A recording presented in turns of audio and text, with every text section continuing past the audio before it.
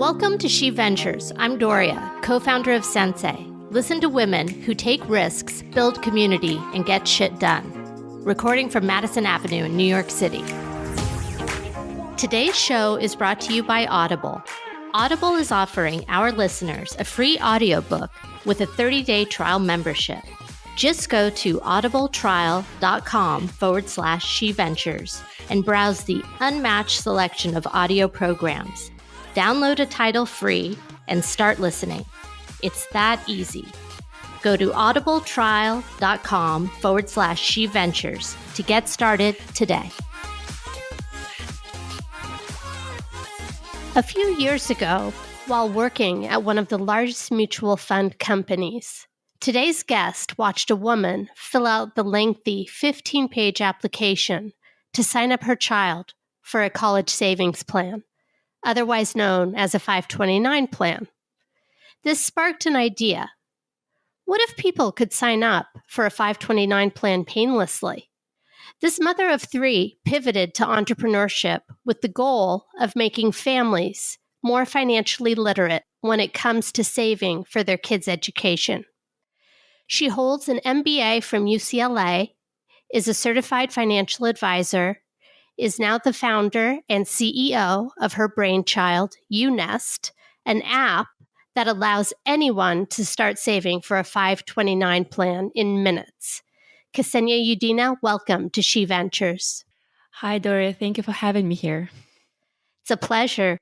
Before we delve into UNest, which is a unique product on the market, I wanted our listeners to learn a little bit about you.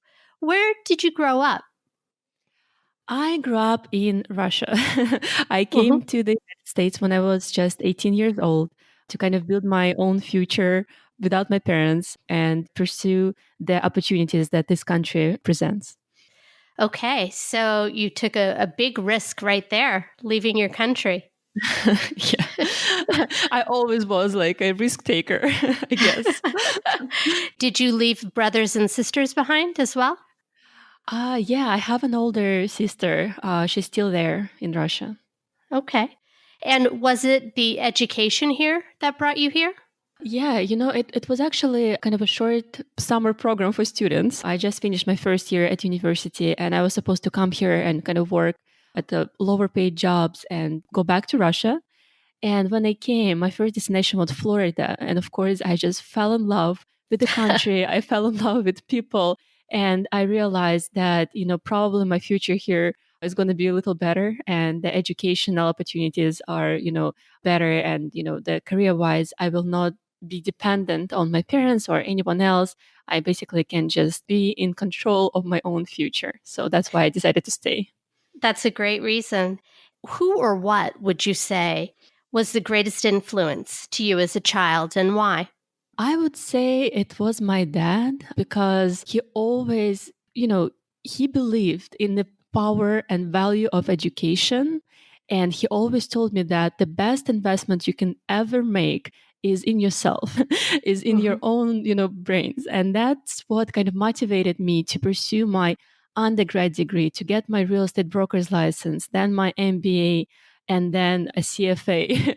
So I was like, always kind of like hearing his voice. And I was like, the best investment I can ever make would be in myself. And that's something you certainly have done. And in your education, I noticed you were very much focused on finance, economics, business. And as this is Financial Literacy Month, I wondered if you could tell our listeners what drew you to those topics. Why was it important to you to become educated about money?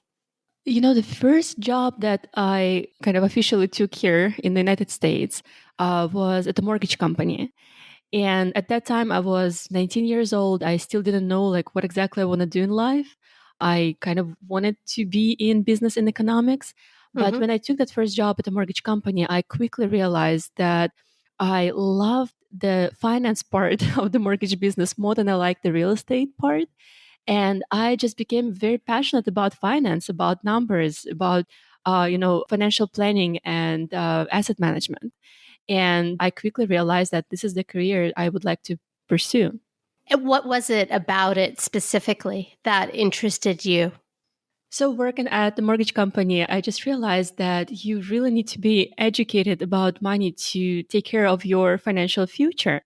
And not just that, but learning this subject, I could actually help other people, other families to also get more educated about their own money and help them with their financial planning, with their financial needs. It's just something that I became really passionate about.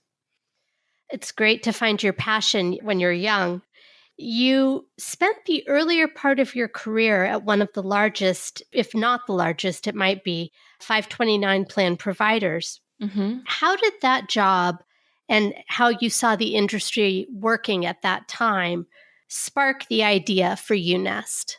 Yeah, so I spent 4 years working at Capital Group, which is actually the largest provider of 529 plans through the American funds. And just like several things I noticed there. So I was working with wealthy clients. All of our clients were, they had $5 million in assets and up. Not the ones who needed to save for education because they could afford it regardless.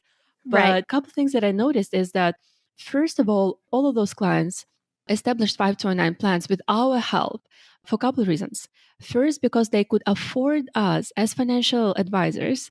And typically, average people in America do not have access to financial advisors or wealth managers. Mm-hmm. And the second is that the whole process of creating college savings plan was extremely complex. We had to deal with a lot of manual paperwork as financial advisors. And we had to kind of fill out the financial applications, FedEx it to the clients for signature, and they would just FedEx it back. So we made the whole process seamless for them. But in Mm. the meantime, when I started getting kind of similar questions from my friends who are all young parents graduating with enormous amount of student loans, kind of feeling this pain of delaying important life decisions because of the student debt. So they Mm-hmm. all have kids now and they started approaching me with the same question. How can we start saving for children? And I proposed our solution from American funds. That's not something that worked for them because they are kind of digital natives. They all use online banking and Venmo and Acorns and all those like financial apps. And they basically motivated me to think that this problem, this huge problem in the country, can be solved with technology only if we could turn this complex and time consuming process that requires a lot of paperwork and help of financial advisors. What if we could turn it into something that would be as simple as 5 minutes to set up and manage it with a glance of your mobile app? Also, like when I was at American Funds at Capital Group, I just did a lot of research to understand how big is the issue right now in the country.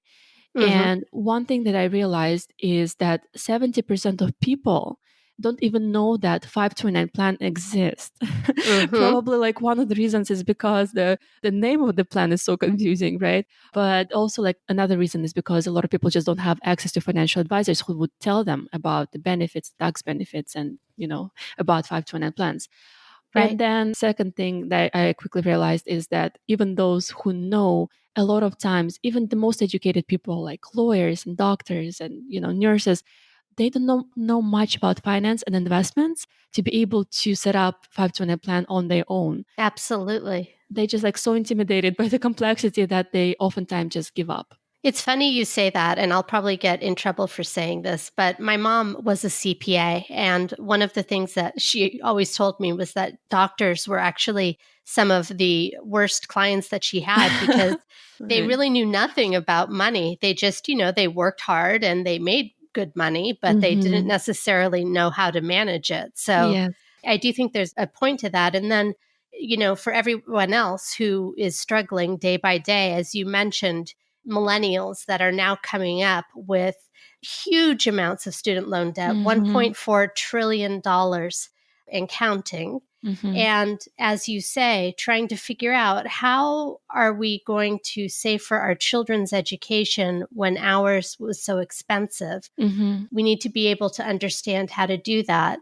And the survey that you cited, the Edward Jones survey, found that only 29% of their respondents, as you said, even know what a 529 plan is. Mm-hmm. So, what would you say UNest is doing to change that?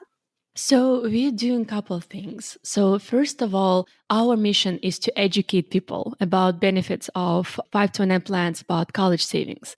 And second is we're trying to make it accessible for everyone, for middle class Americans who need it the most, for those millennials who've been burdened by the student debt. We're trying to simplify the process so no one ever feels intimidated about setting up the account or managing it. So basically, like we created this mobile app, and this is the only mobile app available right now to set up and manage the college savings plan that allows you to set up the plan in only 5 minutes and manage everything from your mobile phone. You can monitor your transactions from your cell phone. In the future, we'll be also allowing family and friends contribute directly into the account, kind of accelerating the growth of the account. But our goal was to bring this radical simplicity into the whole process and democratize, the college savings process for all Americans. When a person is evaluating a 529 plan, what should he or she look at? What, in your view, makes a good plan? So, sure, all 529 plans are growing tax-free. So that's kind of like one thing that people need to understand, right? Like this is the main advantage. It's an investment account that grows due to investment returns, but also due to tax advantages. Some of the things that people need to evaluate are historical returns, fees. So they need to make sure that they invest in low fee ETFs, not the mutual funds, because mutual funds are usually, expensive.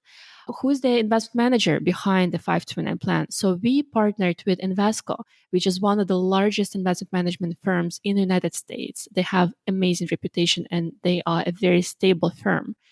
Also, so some states would occasionally provide additional tax incentives to the residents, but not all states do that. So when we were kind of selecting the plan to work with, we wanted to make sure that it's the best plan for like 90%, 95% of people in the United States. Someone living in New York, for example, may decide to invest directly in the state's plan because of this additional tax break that they receive. Right. That makes sense. I looked that up because I was curious, and the ones that I saw that offer tax advantage seem to be Arizona, Arkansas, Kansas, Minnesota, Missouri, Montana, and Pennsylvania. Those were the ones that I saw, unless I'm missing some, but there are very few. Yeah, New York is another one. Is it? Okay. I did not realize that. Another way to go would be if one chooses to directly to one's state or another state's 529 plan based on the criteria that you mentioned. If I wanted to use UNest today, walk me through the process and how simple it is. So you just enter U-Nest. You'll find us, you'll find the app. You download the app on your mobile phone. And then you just simply create the account. All you need to enter is your information, your name, address, date of birth, the information for your child, and select a cute picture of your kid. And then we help you to estimate your savings goal with a very simple college savings calculator. You can actually even look up how much the college is going to cost, like in the future for your child. And you just select the amount that you're comfortable allocating every month. The whole process is going to be completely automated. And then the account is set up within 3 business days. Then after that, you can go back to the app and change your monthly plan. You can make additional deposits if you feel like you received like a bonus or you just want to add money into the account. You can look at your balances and transactions. And as I mentioned, in the future, you'll be also able to send a link to your friends and family so they could also contribute to the account. That's exciting. When do you think that's going to be rolling out? We're planning for this summer. Okay. That's something that all of our parents are so excited about. And they keep asking. So yeah, I can't wait to introduce that feature for our families. Wonderful. And we know that obviously the earlier you save, even if it's a small amount, compound interest is incredibly important. Can you talk to listeners about the importance of getting started early, even if it's $25 a month that they can put aside? Sure. So even a small amount can make a huge difference for you because you're saving for such a long time horizon. So on average, 529 plans are growing at 5 or 6% per year. And it's important to know that right now the college tuition inflation is 6%, right? Like, so it's really high compared to consumer inflation that's only 2%. It's, 3 times as high. What you're trying to do when you're saving and when you start saving early is outpace the growth of this inflation. And not just that, you're also saving on taxes, right? Because that tax advantage that you receive is also kind of keeps compounding and keeps adding to your account. And over time, even the small allocation can make a significant difference. That's a very interesting thing that you just said, that college education, the inflation index is 6%. Why do you think that is? Why is it so much higher than the cost of living? I believe as more people are entering colleges, right? Like, so more people understand that in order to be successful in life, they do need a college degree, right? Because there is a kind of positive correlation between success and the college degree. So as demand increasing and more people, more young students entering colleges understand that they can just raise the prices, and people will still want to apply and they still want to get that college degree. So I would say this is simply, supply and demand problem at this point, especially since American education is valued so much in the world, right? We also get students from all over the world. Like myself, came from Russia to get education. A lot of people come from China and India to get education. So colleges just feel comfortable, with increasing the price, understanding that people will still continue to apply. And it seems to be holding true. And it becomes more and more difficult for people to afford it. So they take out loans. And so therefore, your product is a fantastic way to get ahead of it for people who are having children today. And it's also, I think, important to say it's not too late. If you have a 14-year-old, maybe you won't get the same amount as if you had started, if your child were 1, but it's still worth starting. I completely agree. And also, like, so what's important, first of all, like, people can increase the allocation if the child is older. So maybe they do not start with $50 a month. Maybe they can afford allocating like $300 a month, right? And also, while the child is in college, first year or second year, they can still keep saving, right? So they don't have to stop. And another interesting point about it is that, so what if child, gets a scholarship, or somehow like magic happens and, the child gets some financial aid? Parents can actually change the beneficiary to another child, even to grandchild. So they don't have to stop allocating these funds into the account if they want to continue saving and getting that tax advantage. And they can save like as long as they want. The money never expire. And if they want to just, right, if they just want to continue saving for their grandchildren, they can definitely do that. That is also a huge advantage. So I thought in honor of Financial Literacy Month, we would just have a little bit of fun and do a quick quiz on 529s and see how you do, which I know you're going to ace it. All right. So my first question, I only have 3. This is a true or false question. You'll forfeit your 529 plan savings if your child doesn't go to college. True or false? False. Excellent. And why would you say that that is? I think it's largely because of what you just said, but I think it bears repeating, right? That people can change beneficiaries. It can also be used, I believe now K through 12, which wasn't true before. That's right. Just based on the recent change in the tax law, as of 2018, parents can actually take up to $10,000 a year for K through 12. If the child goes to private school, for example, they can now use it not just for colleges, but for schools as well. Is there a maximum that one is allowed to put into a 529? Is it capped at a certain amount per year? It's not capped. You can actually put as much as you want, but for the gifting purposes, it's recommended to allocate up to $15,000 per year. So you're not subject to the gift tax. Right. That makes sense. One thing I did want to mention also is if you do decide to withdraw money early for a non-qualified expense, the earnings may be subject to a federal or state penalty of 10%. So I think that's important just for people to know. Not a good idea to use it, but you can use it for things like a college computer, other kind of ancillary things to education, not just education. Right. So you're not just limited to using the money for tuition. You can actually use it for books, housing, equipment, like you mentioned, computers. So even if the child, for example, receives scholarship to cover a portion of education, parents can still use proceeds of 529 plans to pay for other educational expenses. Which is wonderful and hugely helpful. So question number 2 is, when applying for financial aid, having a 529 college savings plan has a large impact on your eligibility. False. Okay. And why is it false? So it only affects financial aid, in a very kind of minimal way, only by 5.6%, I believe. And the reason for that is because 529 plan is considered to be the asset of the parent, not the asset of the child. So there are other ways that you can save for your child. For example, custodial account like Atma or Agma. And that account is considered to be an asset of the child, and that affects child's eligibility for financial aid by 20%.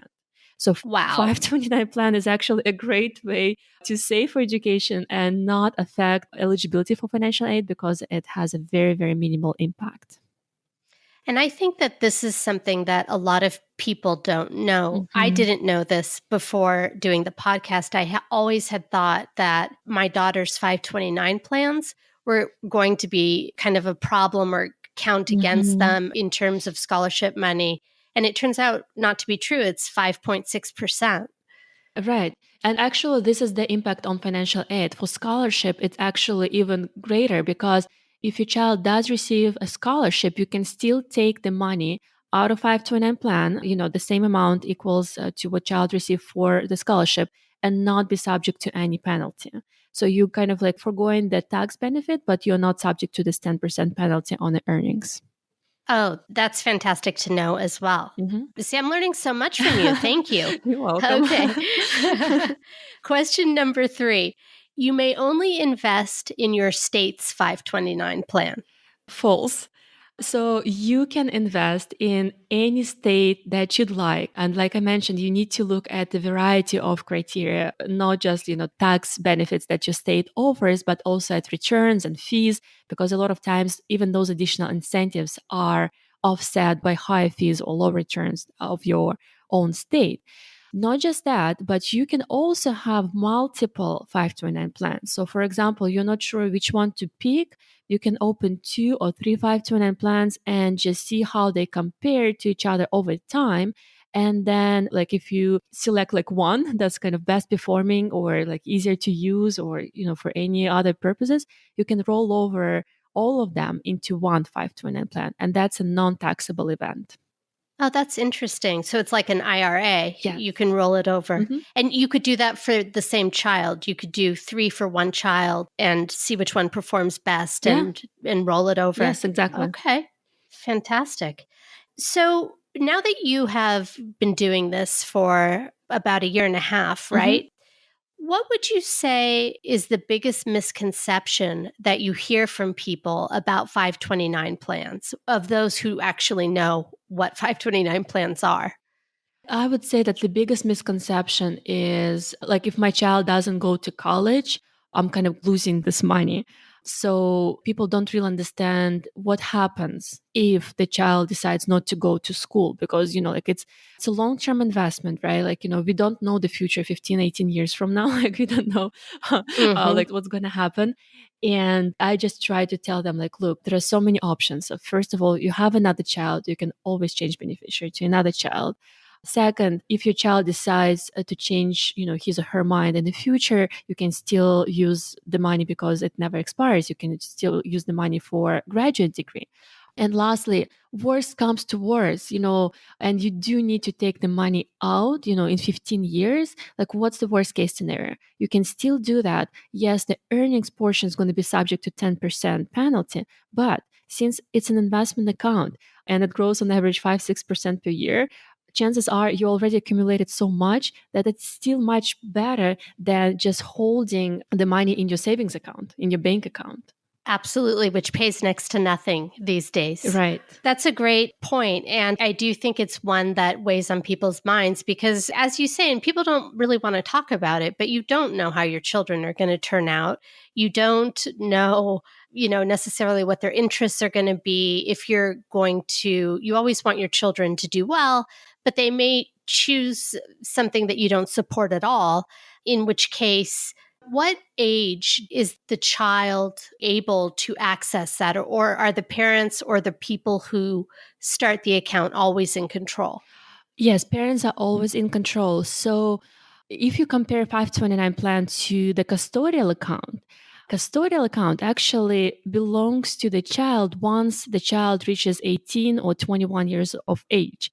529 plan always belongs to the parent, and parent remains in control, which is a great thing because, like when the child is 18 years old, you don't know what they're going to use the proceeds of the investment account for. Maybe it's not for education.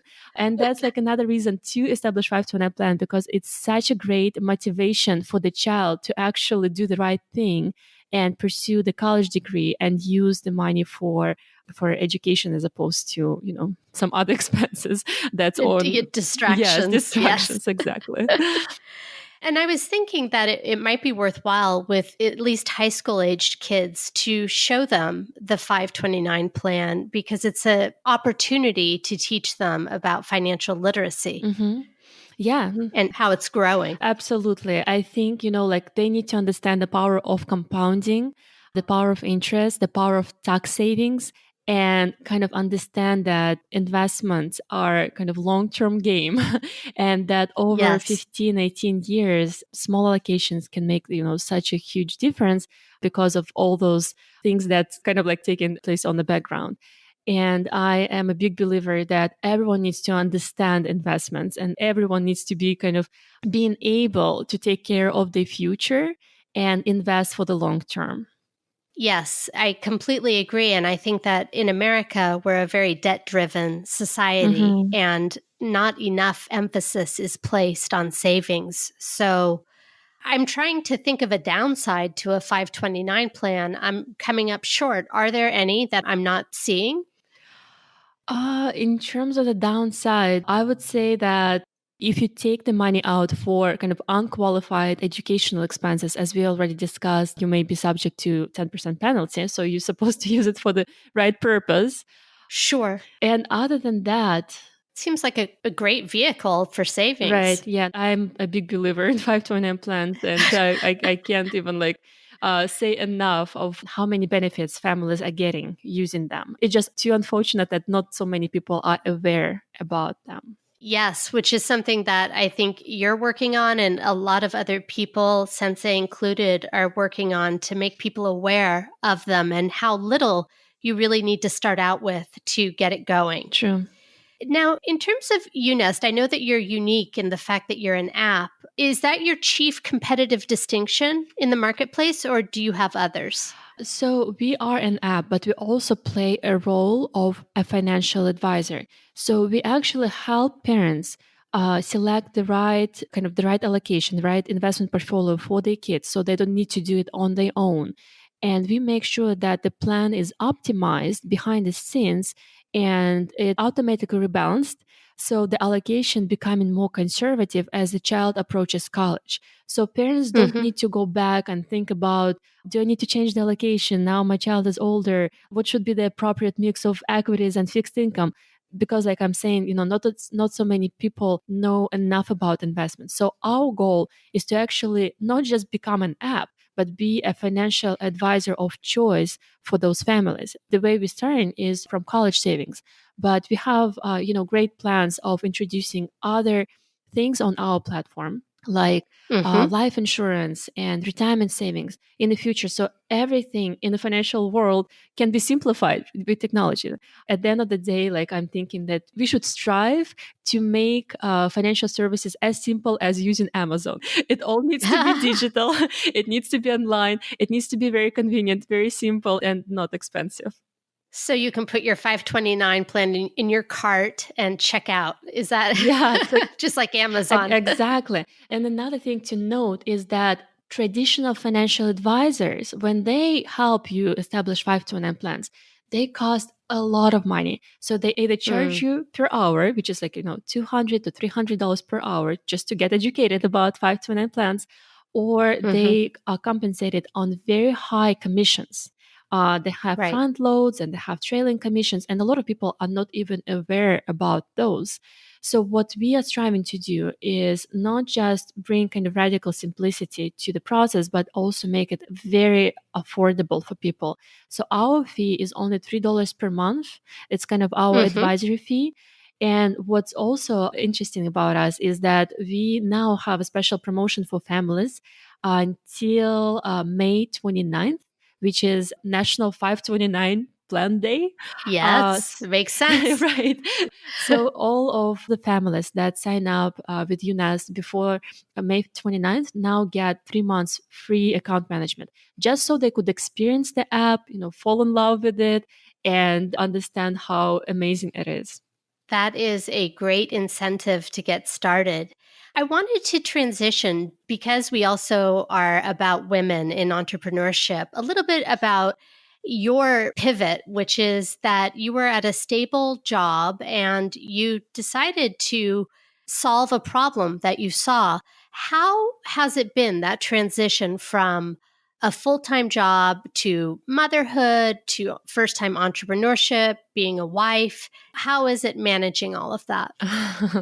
Definitely not easy, but very exciting. I'm always saying that I wasn't kind of looking for the opportunity. It just kind of like found me because of my professional experience and because of my personal experience. I've been through school myself. I've graduated with over Mm-hmm. 180,000 in student debt. So this Mm, problem is very kind of near and dear to my heart. And now I have mm-hmm. 3 kids. As a parent, I definitely want them to be educated and successful in life and have like all those Right. amazing opportunities. But I don't want them to be burdened by this, student debt problem. And I do want to help to solve this problem in the whole country for the entire generation. And I'm so like motivated and driven by this mission that, like all the challenges kind of, they seem pretty meaningless. And when I was at Capital Group, I pretty much just realized that it is a huge problem in the country. Not that many people would like to solve it. And I can't think of the better person to be on this mission. So that was my kind of motivation to start the business. And that's what keeps you going. Do you ever feel, because a lot of entrepreneurs feel burnout at times, do you ever feel that? And if so, how do you talk yourself through it? I would say that my kids like are my biggest motivation. And Yep. I always kind of remind myself, what if I quit? Like, and I would stop and I would say that I'm burned out. What would they say? I didn't, try enough, or like I didn't put enough effort. I really want to be a kind of a good example for them and to prove that, a mother can do it, a woman can do it, like anyone can do it. You just need to keep going and you need to be driven, and you need to have this kind of larger mission in mind and be an example for your kids. How many hours are you working a day? I work a lot. I mean, right now, like I'm usually at the office at 7 a.m. and I leave at 8 p.m. And I'm like very often at the office on the weekends. So I don't see the Yes. kids a lot, but I do have an amazing system of support. So my parents are here, they help me with kids. And I think, it's always a little harder at the beginning, right? When you're starting the company from scratch, when you're building something from zero, it's hard, but it will all worth it at the end. Talk to me a little bit about the team around you. Are you working with others Mhm. or are you primarily on your own? No, I have like 7 people kind of, helping me on this journey. Mm-hmm. So I have Steve, who is the tech lead, Peter, who is our chief marketing officer, Sonia, who is our customer support and social media manager. And we have several developers also like working and supporting the platform and, building the app and making sure that everything is completely secure and, works amazingly for the customers. That's fantastic. And I wanted to also ask you about venture capital because, as you know, The statistics are grim. Women raised in 2017 2.2% of venture Mm-hmm. capital. Why do you think that is? I would say the combination of factors, but most importantly is that right now venture capital industry is dominated by men, right? Like a lot of Mm-hmm. investor meetings that I have is 5 men and myself, right? So it's Right. kind of like, and of course, from their perspective, it's much easier to give money to someone who looks like them, who represent Mm-hmm. them like at the young age. So it just like, it's a little biased, I would say, but I also see a lot of progress, and I'm very optimistic too, like where the industry is going. A lot of people realize that women represent a very unique opportunity, and research has Mm-hmm. shown that in the startup world, the companies that have at least one female founder over time have 68% high returns, 62 or 68% high returns. So I would say that for a lot of venture capital kind of investors right now, like it's kind of eye opening, right? If they want to have high returns, they do need to be more inclusive, they do need to fund more female founded companies. So optimistic about the future. And I've also seen you in a room, Ksenia, and I'll say that you do take charge. So I think that that's important as well. Yeah, thank you. So is UNest bootstrapped to date? Are you raising a round? Have you raised a round? Where are you at? We are raising a seed round right now. Yeah, Okay. so I've been bootstrapping and we raised an angel round back in April. And right now, Mm-hmm. like we are in the middle of raising the seed round of like 1.5 to 2 million. And you're flying, I guess, around the country getting that done. Yeah, so my primarily a lot of meetings I have here in LA, but I did go to San Francisco. I did go to New York. That's where we met originally. Yes. And I would say that, of course, like the East Coast is more kind of fintech focused. So I'm planning another trip to New York very soon.